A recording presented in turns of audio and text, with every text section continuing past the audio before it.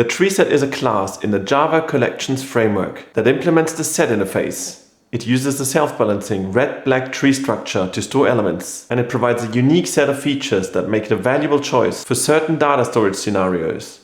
The TreeSet maintains a unique collection of elements, meaning that it does not allow duplicates. If you attempt to add an element that already exists, it will be ignored. A distinguishing feature of TreeSet is its automatic sorting of elements. By default, it sorts based on their natural ordering. The underlying red-black tree structure ensures efficient operations like insertion, deletion, and retrieval of elements. The time complexity of these operations is typically O log n, where n is the number of elements in the set. This makes TreeSet a suitable choice for situations where frequent modifications and efficient access are needed. Now, when would I use the TreeSet and when would I use the tree map? Well, you would use the tree map when you need to associate values with unique keys and maintain sorted order based on keys. And you would use a TreeSet when you need to store a collection of unique elements in sorted order. Let's take a look at some code to get more clarity into this matter.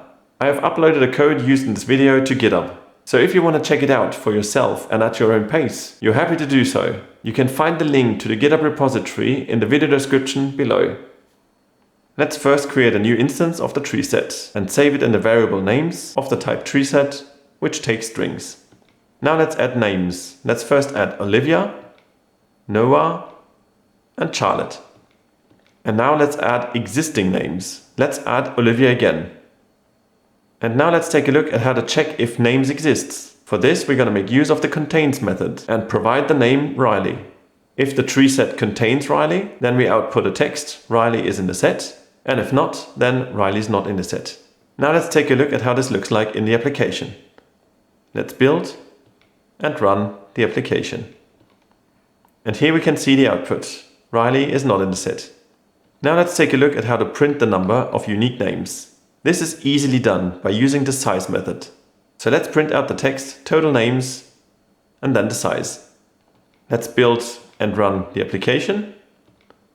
And there we can see the total names are 3. Now let's take a look at how to remove names. This can be easily done using the remove method. So let's remove Noah. And let's also print the text, removed Noah. Now let's take a look at how to iterate through the names. Let's announce what we're doing, list of names. And then let's make use of the for loop, take in all the names, and in every iteration extracting one name at a time of type string. And let's print the name. Let's build and run the application. And here we can see, after having removed Noah, that our list of names consists of Charlotte and Olivia. Now let's take a look at how to empty the set. This is very easy and can be done using the clear method. Let's also print the text empty the set and again list all the names, just as we did before, using the for loop and printing the name in every iteration. Now let's build and run the application.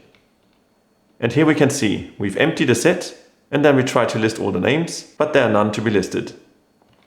To sum up, we first covered the basics of the TreeSet and when to use it over the tree map. We then created a code example, adding new and existing values. And then we checked the existence of names and we counted the number of unique names. We then removed names and emptied the set. Last but not least, we went through all the names of the set and printed them to the terminal. Do you like the short format of this video? Leave a like and subscribe to this channel to get notified about every new video just like this one. Thank you for watching and see you in the next video.